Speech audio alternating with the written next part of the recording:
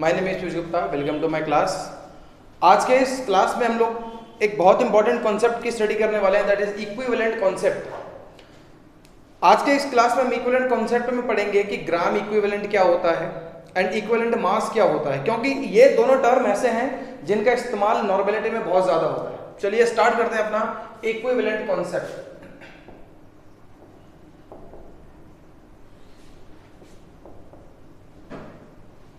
Equivalent concept, ठीक है। क्या होता है इक्विवेलेंट कॉन्सेप्ट? सबसे पहले इसमें जानना है ग्राम इक्विवेलेंट क्या होता है और देन हम जानेंगे इसमें इक्विवेलेंट मास क्या होता है, ठीक है। चलिए मैं आपके सामने एक रिएक्शन लिख रहा हूं, N2 plus H2 gives NH3, ठीक। मैंने आपको बोला आप बताओ how many moles of N2 are combining with how many moles of H2 to form NH3। आप बोलोगे ये बात पॉसिबल नहीं है बताना, बिकॉज ये रिएक्शन जो है बैलेंस नहीं है। चलिए बैलेंस करते हैं, लीजिए ये रिएक्शन बैलेंस है। अब आप कह सकते हैं that 1 mole N2 is combining with 3 mole H2 to form 2 mole NH3। हमें इसमें प्रोडक्ट्स में ज्यादा ध्यान नहीं, हमें मेन काम रिएक्टेंट्स का होता है, ठीक है। चलिए फिर भी लिख लेते हैं 2 मोल NH3, ठीक है। ये हमारे पास बहुत बेसिक सी चीज है। मैंने एक रिएक्शन और लिखा है, जैसे H2 plus O2 gives H2O। Again मैंने आपसे सवाल पूछा how many moles of H2 are combining with how many moles of O2 to form water. आप बोलोगे sir again reaction is not balance, पहले रिएक्शन को बैलेंस कीजिए, ठीक है। लीजिए रिएक्शन अब बैलेंस है, ठीक है। अब आप कह सकते हैं that 2 mole of H2 is combining with 1 mole of O2 to form 2 mole H2, ठीक है। एक रिएक्शन और देखते हैं, H2 plus Cl2 gives HCl। मैंने फिर आपसे पूछा how many moles of H2 are combining with how many moles of Cl2 to form HCl। आप बोलोगे अगेन सर रिएक्शन बैलेंस नहीं है, तो चलिए मैंने रिएक्शन बैलेंस कर दिया, ठीक है। अब बताओ 1 mole of H2 is combining with 1 mole of Cl2 to form 2 mole of HCl। तो इन तीनों रिएक्शन में हमने बहुत बेसिक सा कॉन्सेप्ट लगाया, दैट इज मोल कंसेप्ट, ठीक है। मोल कंसेप्ट लगाने के समय आपने देखा कि यहां पर रिएक्शन को लिखना और रिएक्शन को बैलेंस करना बहुत जरूरी है। जब तक आप रिएक्शन बैलेंस नहीं करोगे आप मोल कंसेप्ट नहीं लगा सकते, ठीक है। तो ये चीज कहीं ना कहीं मोल कंसेप्ट की लिमिटेशन बन गई कि रिएक्शन लिखे बिना या फिर रिएक्शन को बैलेंस करे बिना आप मोल कंसेप्ट एप्लीकेबल नहीं कर सकते। आपको मोल कंसेप्ट लगाने के लिए रिएक्शन को बैलेंस करना ही पड़ेगा। तो ये कहीं ना कहीं मोल कंसेप्ट की लिमिटेशन बनी और यहीं से हमारा नया कॉन्सेप्ट निकल के आया, that is gram equivalent, that is gram equivalent. Mole concept की इसी लिमिटेशन की वजह से हमारे पास एक नया कॉन्सेप्ट निकल के आया, दैट इज ग्राम इक्विवेलेंट। अब ग्राम इक्विवेलेंट क्या कॉन्सेप्ट है हमारे पास, देखिए चलिए ग्राम इक्विवेलेंट भी यही अप्लाई करते हैं। इस रिएक्शन में कौन रिएक्ट कर रहे हैं, N2 एंड H2। इस रिएक्शन में नाइट्रोजन और N2 and H2 are reacting. इस रिएक्शन में H2 and O2 are reacting and इस रिएक्शन में H2 and Cl2 are reacting. तो मोल कंसेप्ट के हिसाब से आपने देखा हमें कैसे बताना है। नाउ ग्राम इक्विवेलेंट के कॉन्सेप्ट में एक बहुत सिंपल सी चीज है, कभी रिएक्शन लिखने की जरूरत नहीं है, रिएक्शन को बैलेंस करने की जरूरत नहीं है। ग्राम इक्विवेलेंट क्या कहता है, किसी भी केमिकल रिएक्शन में अगर आप इसे इक्विवेलेंट कॉन्सेप्ट के टर्म में बोलोगे तो क्या बोलोगे, 1 gram equivalent of N2 is reacting with 1 gram equivalent of H2। वैसे यहां बोलेंगे 1 gram equivalent of H2 is reacting with 1 gram equivalent of O2। यहां देखिए 1 gram equivalent of H2 is again reacting with 1 gram equivalent of Cl2। कहने का मतलब है जितनी भी केमिकल रिएक्शन हो रही है, कुछ भी हो केमिकल रिएक्शन जितनी भी हो, रिएक्टेंट्स के number of gram equivalents are always equal. जितने भी रिएक्टेंट्स होते हैं इन सभी के ग्राम इक्विवेलेंट हमेशा बराबर आएंगे। रिएक्शन लिखने की जरूरत नहीं है, उसे बैलेंस करने की आवश्यकता नहीं है, रिएक्टेंट्स पे ध्यान देना है, प्रोडक्ट्स पे नहीं। तो आप किसी भी रिएक्शन में बहुत इजीली कह सकते हैं that 1 gram equivalent of N2 is combining with 1 gram equivalent of H2।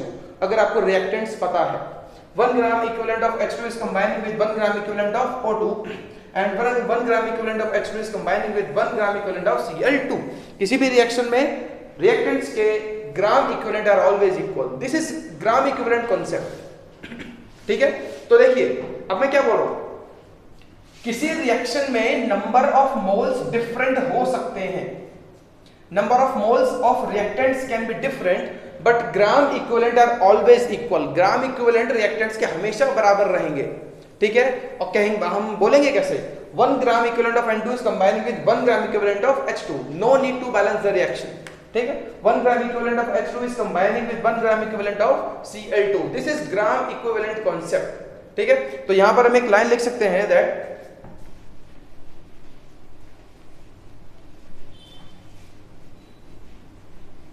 in any chemical reaction, in any chemical reaction, number of moles of reactants may differ, but number of gram equivalent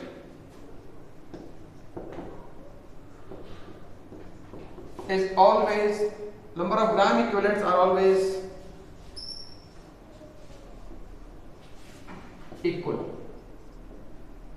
तो जितने भी reactant हैं उनके gram equivalent हमेशा बराबर रहेंगे, चाहे उनके नंबर ऑफ मोल्स डिफरेंट हो कोई बात नहीं, लेकिन ग्राम इक्विवेलेंट हमेशा उनके इक्वल रहेंगे। ठीक है, चलिए, तो ये ग्राम इक्विवेलेंट का बहुत सिंपल सा कॉन्सेप्ट था। मोल कंसेप्ट में रिएक्शन लिख करके बैलेंस करना जरूरी है, और लेकिन ग्राम इक्विवेलेंट में no need to balance the reaction. सीधा बोल दो 1 gram equivalent of N2 combining with 1 gram equivalent of H2। जैसे एक जनरल सा मेरे पास रिएक्शन है, A plus B reacting to form product P। देखिए यहां हमें प्रोडक्ट से मतलब नहीं होता, हमें मेन मतलब होता है रिएक्टेंट्स। ठीक है, सीधा बात बोलो, हमें मोल कंसेप्ट लगाना नहीं, हमें इक्विवेलेंट कंसेप्ट लगाना है। तो 1 gram equivalent of A is combining with 1 gram equivalent of B, और कुछ नहीं। ठीक है, तो यह है इक्विवेलेंट कंसेप्ट। अभी तक आपने मोल कंसेप्ट पढ़ा हुआ है, नंबर ऑफ मोल्स आप जानते हो, नंबर ऑफ मोल्स निकालने का फॉर्मूला जानते हैं। अब ग्राम इक्विवेलेंट हम जान तो गए क्या होता है, लेकिन हम ग्राम इक्विवेलेंट फाइंड कैसे करें, how to find gram equivalent. ठीक है, देखते हैं। नंबर ऑफ मोल्स का फॉर्मूला आप जानते हो, mass divided by molar mass. Generally mass को हम ग्राम में लेके चलते हैं, mass divided by molar mass. ठीक है, नंबर ऑफ ग्राम इक्विवेलेंट निकालने का भी ऐसा ही कुछ फॉर्मूला होता है। वो क्या होता है, मास ग्राम डिवाइडेड बाय, यहां मोलर मास आता है, वहां आता है इक्विवेलेंट मास, वहां आता है equivalent mass.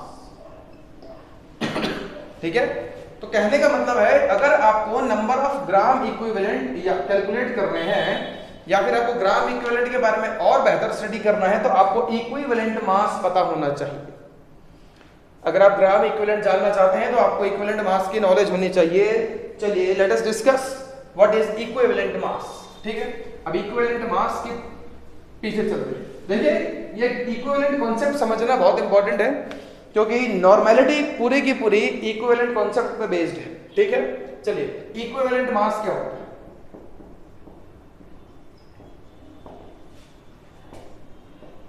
Equivalent mass, molar mass आप सभी जानते हैं, या मॉलिक्यूलर मास या मॉलिक्यूलर वेट आप सभी जानते हैं। मोलर मास क्या है, sum of all the atomic masses, that is called molar mass. सभी के एटॉमिक मास को ऐड कर दोगे, जो भी निकल के आएगा दैट इज मोलर मास। ऐसा ही कुछ इक्विवेलेंट मास के साथ भी होता है, ठीक है। इक्विवेलेंट मास आप कैसे निकालोगे? इक्विवेलेंट मास भाई मोलर मास तो आप सीधा निकाल सकते हो ना, जैसे मेरे पास लिखा है C6H12O6, ठीक है। आप इसका मोलर मास कैसे निकालते हैं?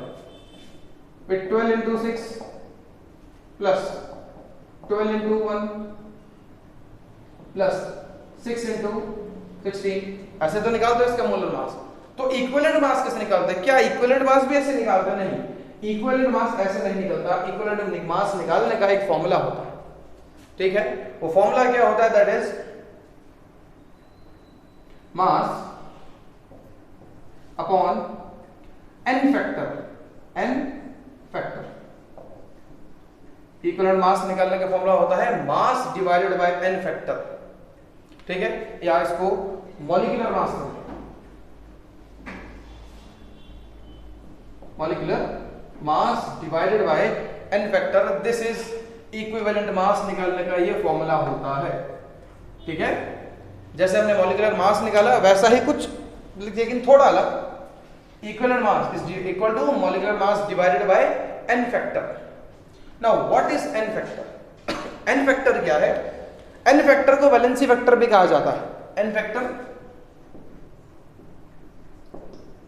इज ऑल्सो कॉल्ड, इसे वैलेंसी फैक्टर भी कहते हैं। क्या कहते हैं इसे? Valency factor. वैलेंसी फैक्टर क्या होता है? Valency factor is just a number. Valency factor एक सिंपल सा नंबर है, ठीक। ये नंबर क्या है वो भी हम थोड़ी देर बाद जानेंगे, और ये नंबर हर किसी चीज के लिए अलग अलग निकल सकता है। तो इक्विवेलेंट मास निकालने के लिए बहुत इंपॉर्टेंट कांसेप्ट है हमारे पास अबाउट n फैक्टर, ठीक है। तो अब चलिए इक्विवेलेंट मास फाइंड करना सीखते हैं, दैट इक्विवेलेंट मास निकाला कैसे जाता है। How to find equivalent mass. चलिए अब देखते हैं इक्विवेलेंट मास। देखिए ये कहीं कहीं n फैक्टर, कोई n फैक्टर लिखता है, कोई वैलेंसी फैक्टर लिखता है, तो उसमें कोई बड़ी बात नहीं है, आप कुछ भी लिख सकते हैं, ठीक है। अब चलिए फाइंड करते हैं what is equivalent mass. Equivalent mass कैसे निकाला जाता है, ठीक है। मैं यहां पर इक्विवेलेंट मास हम लोग जनरली तीन चीज के लिए निकालेंगे, for acids, for basis and for salts, ठीक है। फिलहाल हम लोग एसिड्स, बेसिस एंड सॉल्ट्स के बारे में इक्विवेलेंट मास कैलकुलेट करेंगे, ठीक है। एक इक्विवेलेंट मास के ऊपर एक बहुत इंपॉर्टेंट पॉइंट लिखा रहा हूं, इसको अभी आगे चल के समझाएंगे। इक्विवेलेंट मास, थोड़ा शॉर्ट में लिख रहा हूं, equivalent mass depends on the nature of a chemical reaction, nature of a chemical reaction. Equivalent mass किस चीज पे डिपेंड करता है? Nature of chemical reaction. Chemical reaction के नेचर पे डिपेंड करता है कौन? Equivalent mass. तो चलिए अब स्टार्ट करते हैं to find the equivalent mass of acids, bases and salts. पहले एसिड्स करेंगे, फिर बेसिस एंड देन सॉल्ट्स। चलिए अब इक्विवेलेंट में देखिए, जैसे मैंने n फैक्टर बताया, मैंने कहा था n फैक्टर एक नंबर होता है जो एसिड के केसेस में हम अलग तरह से लेंगे, बेसिस के केस में अलग तरह से लेंगे, एंड सॉल्ट्स के केस में हम लोग अलग तरह से लेंगे, ठीक है। चलिए सबसे पहले हम बात करेंगे इक्विवेलेंट मास ऑफ एसिड्स कैसे निकलता है, ठीक है। पहला इक्विवेलेंट मास फॉर एसिड्स, मैं फॉर्मूला लिख रहा हूं, क्या है? Molecular weight divided bye valency factor जो होता है। वैलेंसी फैक्टर एसिड्स के केस में क्या बनता है? बेसिसिटी। क्या बनता है? बेसिसिटी। और एसिड्स की क्या होती है बेसिसिटी? ये जूनियर क्लासेस में आपको समझाया जाता है ना। बेसिसिटी का मतलब क्या होता है? Number of displaceable H positive ion या फिर number of displaceable hydrogen ions from one molecules of one acid. Acid के एक मॉलिक्यूल में से, जैसे H2SO4, एक मॉलिक्यूल में से कितने हाइड्रोजन आयन ये सॉल्यूशन के अंदर देगा, that is called its basicity. आपको 9th-10th में पढ़ाया जाता है एसिड्स की बेसिसिटी होती है और बेसिस की एसिडिटी होती है, ठीक है। चलिए, तो equivalent mass of acids find करते हैं, molecular weight divided by basicity. चलिए सबसे पहले एसिड लेता हूं मैं, सिंपल सा H2SO4, ठीक है। इसकी बेसिसिटी होती है 2, तो इसका इक्विवेलेंट मास कैसे निकालेंगे आप? Equivalent mass, molecular weight divided by what is basicity 2, इन दोनों को डिवाइड करेंगे तो आपके पास निकल के आ जाएगा इक्विवेलेंट मास ऑफ H2SO4, ठीक है। आगे देखते हैं B, या इसको कैलकुलेट भी कर देते हैं। H2SO4 का मॉलिक्यूलर वेट आता है 98 ग्राम पर मोल डिवाइडेड बाय कितना है 2, कैंसिल करो कितना आया 49 gram. This is equivalent mass of H2SO4 49 gram. Basicity कितनी होती है इसकी 2। सेकंड HCl, एक एसिड है, कितनी बेसिसिटी होती है इसकी 1, ठीक है। तो इक्विवेलेंट मास क्या निकालोगे आप इसका? इक्विवेलेंट मास, अगेन फॉर्मूला वही है, molecular weight divided by basicity. तो HCl का मॉलिक्यूलर वेट क्या होगा 1 प्लस 35.5, क्लोरीन का होता है तो मैं सीधा लिखता हूं 36.5, तो क्या बना 36.5 divided by what is basicity 1, कितना बन गया, दैट इज 36.5 ग्राम। ये है H2SO4 की बेसिसिटी और ये HCl की बेसिसिटी बताइए आपको, ठीक। ऐसे ही चलते हैं और एसिड्स की बेसिसिटी फाइंड करते हैं, ठीक है।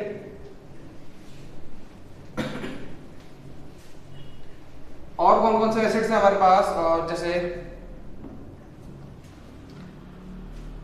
आप ले सकते हैं HNO3,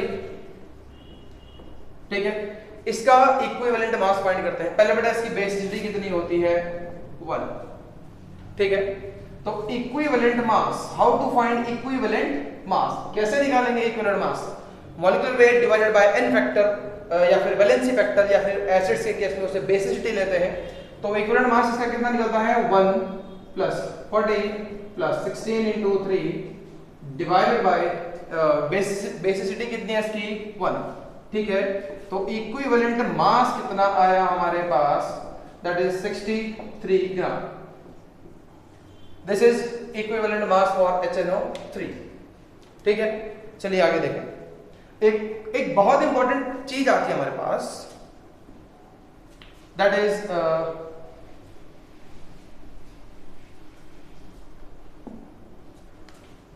तीन एसिड्स H3PO4,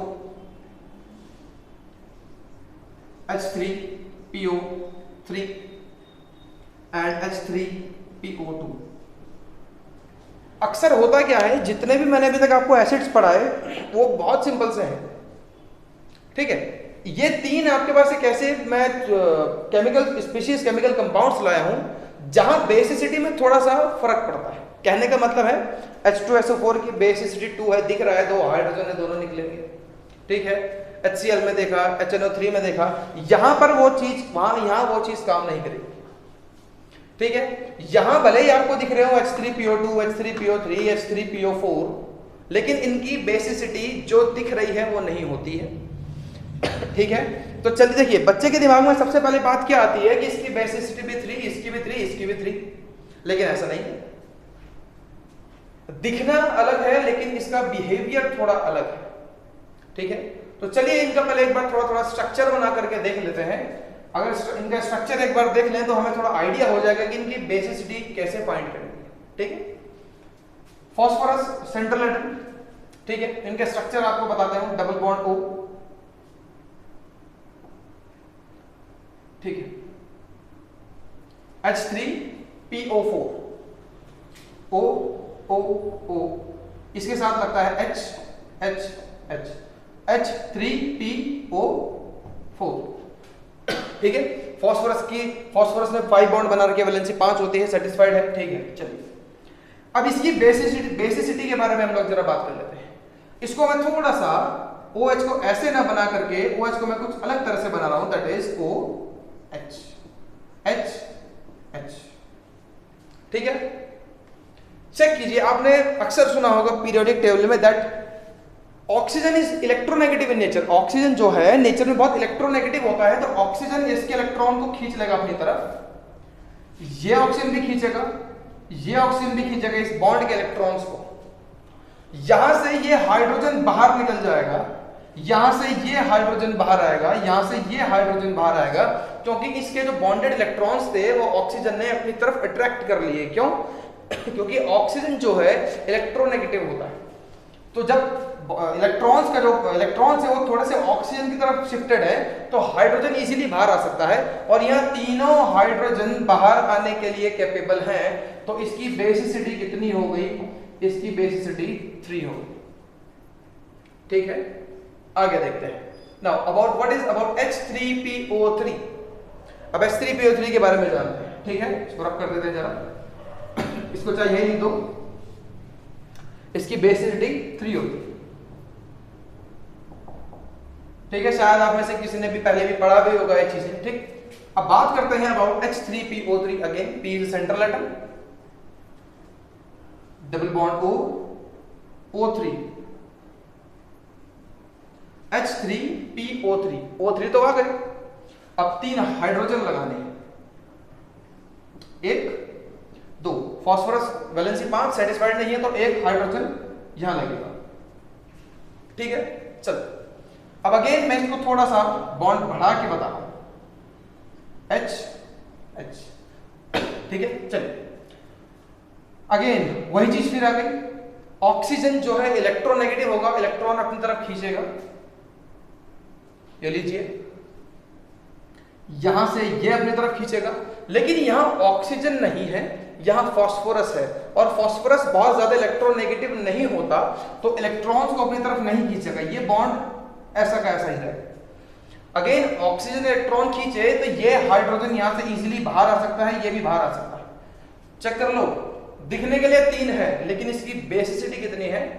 केवल 2। तो इसकी बेसिसिटी कितनी आ गई? 2। ठीक है, अब बात करते हैं अबाउट H3PO2। चलिए इसकी भी बात कर लेते हैं। H3PO2 की बेसिसिटी क्या होती है? फॉस्फोरस, ऑक्सीजन, ठीक है, 2 ऑक्सीजन है, O H H और H हो गया H3PO2। चलिए अब इसको फिर से थोड़ा बॉन्ड बना के बता देते हैं इसको भी। अगेन यहां पर ये ऑक्सीजन तो हमेशा इलेक्ट्रोनेगेटिव होता है, तो इसके इलेक्ट्रॉन को खींचेगा, ठीक है, जब इसके इलेक्ट्रॉन को खींचेगा तो यहां से ये हाइड्रोजन बाहर आ सकता है। ये दोनों क्यों नहीं आएंगे? Because phosphorus is not too much electronegative, उतना इलेक्ट्रोनेगेटिव नहीं होता, तो यहां से 1 हाइड्रोजन बाहर निकलेगा, तो बेसिसिटी 1। इन तीनों केस में जरा ध्यान रखना, अक्सर बच्चा यहां कंफ्यूज होता है, क्योंकि H2SO4 के केस में दिख रहा है कि 2 हाइड्रोजन है और 2 ही निकलते हैं, ठीक है। HNO3 के केस में दिख रहा है 1 हाइड्रोजन है, तो 1 बाहर इजीली निकल जाता है, लेकिन यहां दिखने के अलग और निकलने वाले अलग, ठीक है। तो बेसिसिटी 3 to 1, इस चीज का ध्यान रखना। अब जब इनका इक्विवेलेंट मास निकालोगे, इक्विवेलेंट वेट फाइंड करोगे जब आप, तो कैसे करेंगे? Equivalent mass is equal to क्या फाइंड करेंगे? वही molecular weight divided by basicity. तो मॉलिक्यूलर वेट डिवाइडेड बाय इसकी बेसिसिटी 3, ठीक है। जब इसके लिए फाइंड करोगे, equivalent mass is equal to molecular weight divided by क्या है? बेसिसिटी इसकी 2 है। इस केस में H3PO2 में equivalent mass is equal to molecular weight divided by 1। Why? Because basicity is 1 और हमने बता दिया बेसिसिटी 1 2 3 क्यों होती है, ठीक है। चलिए, इसका नाम फॉस्फोरिक एसिड होता है, इसका फॉस्फोरस एसिड, इसका हाइपोफॉस्फोरस एसिड, ये भी आप लिख सकते हैं, ठीक है। तो ये आपके पास 3 तरह के एसिड्स हमने और बता दी, ये बहुत इंपॉर्टेंट है, ये अक्सर पूछे जाते हैं और अक्सर आपको इन्हें इंपॉर्टेंट क्वेश्चन में ही मिलेंगी ये चीजें, ठीक है, क्योंकि यहां हमेशा कंफ्यूजन होता है अबाउट बेसिसिटी, ठीक है। तो जैसे हमने एसिड्स का इक्विवेलेंट मास निकाला वैसे ही अब बेसिस का भी निकाल के देखते हैं, ठीक है। चलिए अब स्टार्ट करते हैं to find the equivalent mass of basis.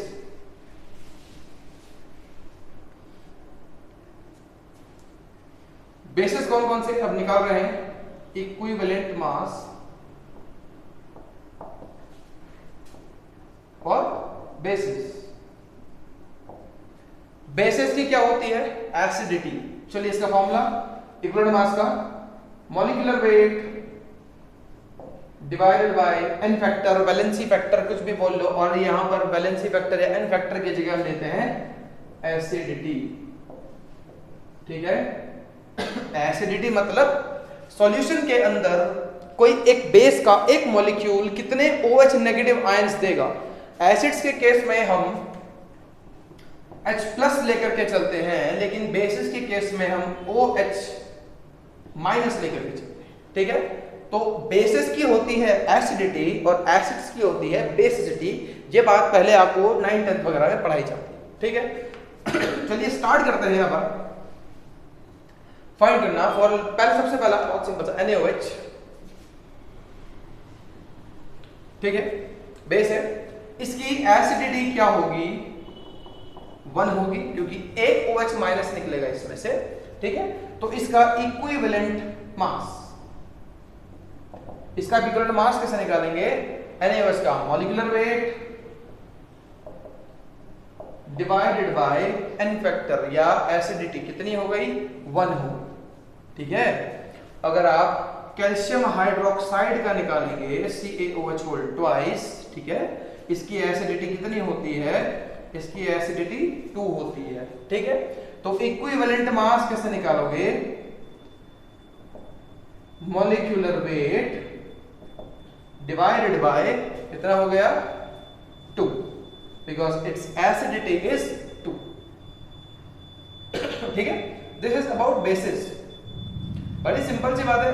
NaOH का निकाल लिया, CaOH का निकाल लिया, बाकी सभी का भी ऐसे निकालोगे, बस उनकी एसिडिटी आप चेक करते रहे, ठीक है ना। एसिडिटी आप चेक करते रहेंगे, आपको इक्विवेलेंट मास सबका मिलता रहेगा। देखिए बेटा ऊपर का फॉर्मूला तो सेम है, मॉलिक्यूलर वेट तो हर किसी में सेम है। इसका मॉलिक्यूलर वेट यहां डाल दो, ठीक है, इसका मॉलिक्यूलर वेट यहां डाल दो, ठीक, इसको 1 से डिवाइड कर दो तो वही आएगा, इसको 2 से डिवाइड कर दो हाफ हो जाएगा। तो ये इनका क्या निकल के आएगा, इक्विवेलेंट मास, ठीक है। जैसे हमने बेसिस का करा, अब थोड़ा सा जरा सॉल्ट्स का भी करके देखते हैं, ठीक है। अबाउट सॉल्ट्स, सॉल्ट्स का क्या है, सॉल्ट्स इसमें थोड़ा सा वैलेंसी फैक्टर थोड़ा सा चेंज होता है। क्या चेंज होता है इसमें, ऊपर का देखिए हमेशा सेम रहेगा, molecular weight of salts divided by, ये बहुत इंपॉर्टेंट है, total positive valency of cation. Cation की टोटल पॉजिटिव वैलेंसी, यहां एन फैक्टर की जगह ये आता है, total positive valency of cation, positive charge. चलिए देखते हैं, NaCl is a salt, cation है दिस, कितना चार्ज है, 1+, ठीक है। तो इसका इक्विवेलेंट मास कैसे निकालेंगे, molecular weight divided by total positive valency of cation, कितना हो गया, 1, that is molecular weight divided by 1, ठीक है। अगली चीज Na2CO3, this is again a salt. तो इसका इक्विवेलेंट मास कैसे निकालोगे, देखिए यहां पर Na के ऊपर तो चार्ज +1 होता है, लेकिन मैंने क्या लिखा है, मैंने नहीं लिखा पॉजिटिव वैलेंसी ऑफ कैटायन, मैंने ये थोड़ी लिखा, मैंने लिखा टोटल पॉजिटिव वैलेंसी, मतलब एक Na पे +1 तो 2 पे +2। और एक बात में ध्यान रखना बेटा, वैलेंसी फैक्टर या फिर एन फैक्टर प्लस या माइनस नहीं होता, it is just a number, ठीक है। तो गलती से +2 मत लिख देना, प्लस माइनस नहीं, केवल आपको 2 लिखना है, ठीक है। तो molecular weight divided by total positive valency of cation. ठीक है, तो NaCl हो गया, Na2CO3 हो गया, एक और ले सकते हैं आप MgCl2। ठीक है, इसका कर लिए। Mg के ऊपर क्या वैलेंसी है 2+ है कि नहीं है, तो इक्विवेलेंट मास क्या आ गया इसका is equal to, equivalent mass क्या आ गया इसका मॉलिक्यूलर वेट डिवाइडेड बाय कितना चार्ज है इस पे +2, प्लस माइनस नहीं लेते केवल 2। तो this is equivalent mass for salts. एक छोटा सा एग्जांपल, ये थोड़ा इंपॉर्टेंट एग्जांपल है, इंपॉर्टेंट मतलब बच्चा इसमें कंफ्यूज होता है। ठीक है, चलिए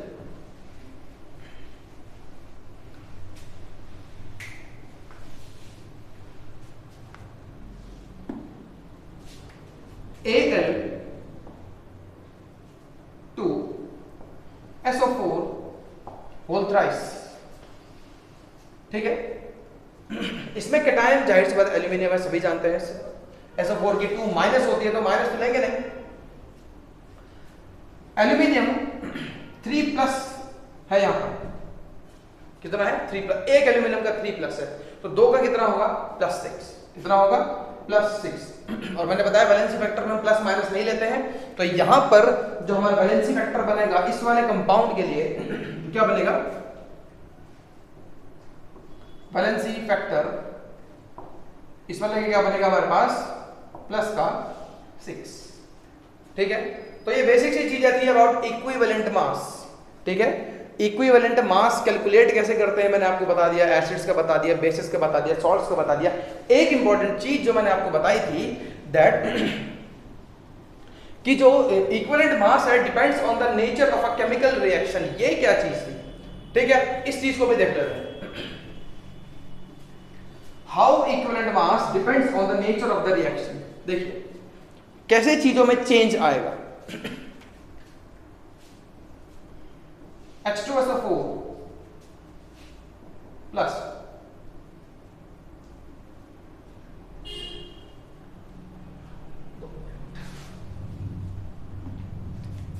CaOH whole twice plus H3PO4 gives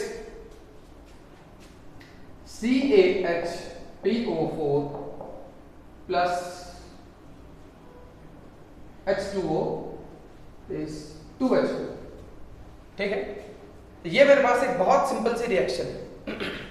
मैंने बोला इसका इक्विवेलेंट मास फाइंड करो। ठीक है, आप फॉर्मूला जानते हो, equivalent mass is equal to molecular weight divided by n factor या वैलेंसी फैक्टर, कुछ भी लिखो कोई फर्क नहीं पड़ता, ये ना ही पॉजिटिव ना ही नेगेटिव, केवल एक नंबर होता है। ठीक है, molecular weight divided by n factor. अब इसका देखो, अभी थोड़ी देर पहले मैंने आपको बताया इसका जो एन फैक्टर लेते हैं in this case that is 3, और बच्चा यहां एन फैक्टर को 3 लेकर के करता है और बच्चे का आंसर हमेशा गलत आता है। तो यही मैंने आपको बोला that equivalent mass depends on the nature of the chemical reaction. देखिए भले ही इसकी अपनी जो बेसिसिटी होती है दैट इज 3, लेकिन यहां पर एक बात चेक करो जरा, यहां से और यहां चेक करो कितने हाइड्रोजन आयन डिस्प्लेस हुए हैं, चेक करो कितने H पॉजिटिव डिस्प्लेस हुए हैं। यहां 3 थे, यहां 1 है, मतलब केवल 2 H पॉजिटिव डिस्प्लेस हुए हैं, तीनों नहीं हुए हैं। मैंने इसके नीचे क्या लिखा था, एन फैक्टर तो ठीक है, मैंने वैसे क्या लिखाया था बेसिसिटी। बेसिसिटी क्या होती है, number of displaceable hydrogen ions, number of displaceable H positive ions from one molecule of an acid. Acid के एक मॉलिक्यूल से number of displaceable H positive ions. अगर हम इंडिविजुअल इसको लेते हैं तो बेसिसिटी 3 दैट इज ओके, लेकिन रिएक्शन में यहां number of displaceable H positive ions कितने हैं, 2 हैं, 2 ही डिस्प्लेस हो रहे हैं, तो इन दिस केस इसकी बेसिसिटी हो गई 2। इस चीज को थोड़ा सा ध्यान रखना है। ठीक है, ऐसे equivalent weight depends on the nature of the reaction. कैसे देखिए इसकी बेसिसिटी चेंज हो गई। अगर ये बात नहीं जानते होंगे तो आप इसके 3 लिख के आ जाएंगे और आंसर आपका गलत। ठीक, तो ये इक्विवेलेंट कॉन्सेप्ट था। ग्राम इक्विवेलेंट क्यों आया, क्यों उसका इस्तेमाल करते हैं, ठीक, मोलर मास को क्या सॉरी मोल कंसेप्ट को हटा करके या उसी के साथ हमने इक्विवेलेंट कॉन्सेप्ट क्यों लाया, ठीक है। ग्राम इक्विवेलेंट कैसे फाइंड करते हैं, इक्विवेलेंट मास कैसे फाइंड करते हैं, वो सब आपको बताया। एसिड्स के अलग बताया, बेसिस के लिए हो गया, सॉल्ट्स के लिए हो गया, ठीक है। इसके बाद भी अगर कभी आप पढ़ रहे हैं, आपके पास कोई ऐसा कंपाउंड आ जाता है जिसका आप इक्विवेलेंट मास नहीं निकाल पा रहे हैं, तो वो कमेंट आप कर सकते हैं, ठीक है। तो वो भी हम नेक्स्ट लेक्चर में कोशिश करेंगे उसको भी डाल दें, ठीक। तो चलिए कुछ क्वेश्चन थोड़े बहुत सॉल्व करते हैं। अच्छा, एक बहुत छोटा सा मैं आपको एक फॉर्मूला लिखाऊंगा, पहले कुछ क्वेश्चन देख लेते हैं। Find the number of gram equivalent in 0.63 gram of HNO3। 0.63 gram HNO3 के अंदर number of gram equivalents find कीजिए, ठीक है। How to find number of gram equivalent equal to mass divided by equivalent mass, ये तो होता है।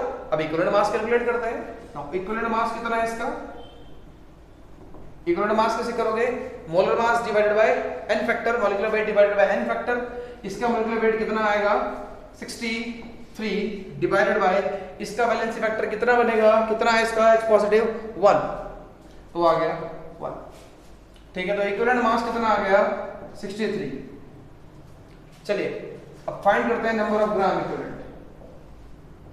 Number of gram equivalent is equal to mass कितना है 0.63 डिवाइडेड बाय इक्विवेलेंट मास कितना निकाला 63, पॉइंट रिमूव इनटू 100 कितना आ गया 0.01 नंबर ऑफ ग्राम। कितना आंसर आ गया नंबर ऑफ ग्राम इक्विवेलेंट्स 0.01। तो ये था आपके पास number of gram equivalent in 0.63 gram of HNO3। चलिए आगे देखते हैं अगला क्वेश्चन। यही क्वेश्चन है, find the number of gram equivalents. अब आ गया 7.4 ग्राम ऑफ, आप कर दें यहां पर calcium hydroxide CaOH whole twice, ठीक है। जानते हैं आप calcium hydroxide is a base, base की एसिडिटी होती है, तो एसिडिटी इसकी कितनी है 2, ठीक है। Number of gram equivalent find करने हैं, नंबर ऑफ ग्राम इक्विवेलेंट। अभी आपको फॉर्मूला बताया जैसा कि मैंने, तो सीधा सबसे पहले इसका इक्विवेलेंट मास फाइंड कर लेते हैं। इक्विवेलेंट मास, इक्विवेलेंट मास कैसे फाइंड करोगे, molecular weight divided by n factor या एसिडिटी, क्योंकि वो बेस है, ठीक है। तो कैल्शियम का 40 plus 2 16 plus 1 that is divided by इसका n फैक्टर कितना है 2, हो गया। चलिए तो equivalent mass is equal to 74, ठीक है, डिवाइडेड बाय 2, ये तो आ गया आपका इक्विवेलेंट मास, ठीक है। अब फाइंड करते हैं नंबर ऑफ ग्राम इक्विवेलेंट। तो नंबर ऑफ ग्राम इक्विवेलेंट कितने मिलेंगे आपको, नंबर ऑफ ग्राम इक्विवेलेंट का फॉर्मूला क्या होता है, mass divided by equivalent mass. Mass कितना है 7.4 डिवाइडेड बाय इक्विवेलेंट मास कितना निकाला 37, पॉइंट रिमूव 0, सॉल्व करें कैंसिल करें जो भी आएगा आंसर, ठीक है। 37 10 जा 37 2 जा 2 5 जा 1 डिवाइडेड बाय 5 दैट इज 0.2, ठीक है। बहुत बेसिक सी कैलकुलेशन है ये तो, ठीक। तो ये आया number of gram equivalents in 7.4 gram of calcium hydroxide that is 0.2, ठीक है।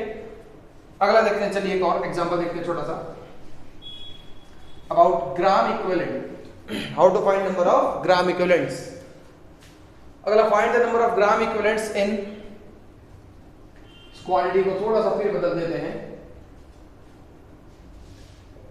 5.85 ग्राम NaCl, ठीक है, 5.85 ग्राम NaCl। सेम चीज अब NaCl है तो total positive valency of cation because it is a salt, तो यहां पर आपका n फैक्टर जो बन के निकलेगा या वैलेंसी फैक्टर जो बन के निकलेगा दैट इज इक्वल टू 1, ठीक है। तो कैसे फाइंड करेंगे, चलिए सबसे पहले इक्विवेलेंट मास फाइंड कर लेते हैं। इसका इक्विवेलेंट मास कितना निकलेगा, molar mass divided by n factor, molar mass इसका कितना निकलेगा 23 प्लस 35.5 डिवाइडेड बाय 1, ठीक है, तो कितना आएगा that is 58.5,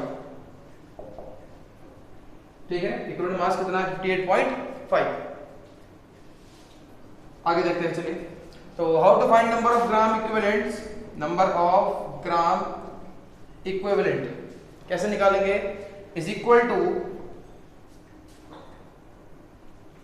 mass divided by equivalent mass, mass कितना है 5.85, व्हाट इज इक्विवेलेंट मास 58.5, हटाएंगे यहां से 100 आएगा, ठीक है, यहां से हटाओ 10 आया, कैंसिल हो गया, इससे ये cancel, that is number of gram equivalent 0.1, ठीक है।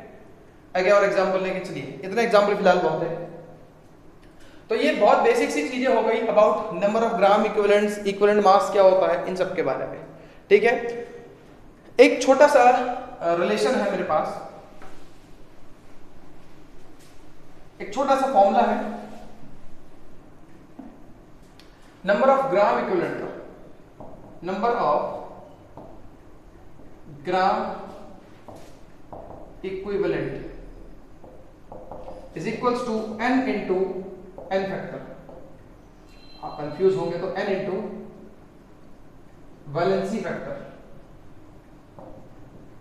व्हाट इज n, n क्या है यहां पर, n है यहां पर हमारे पास नंबर ऑफ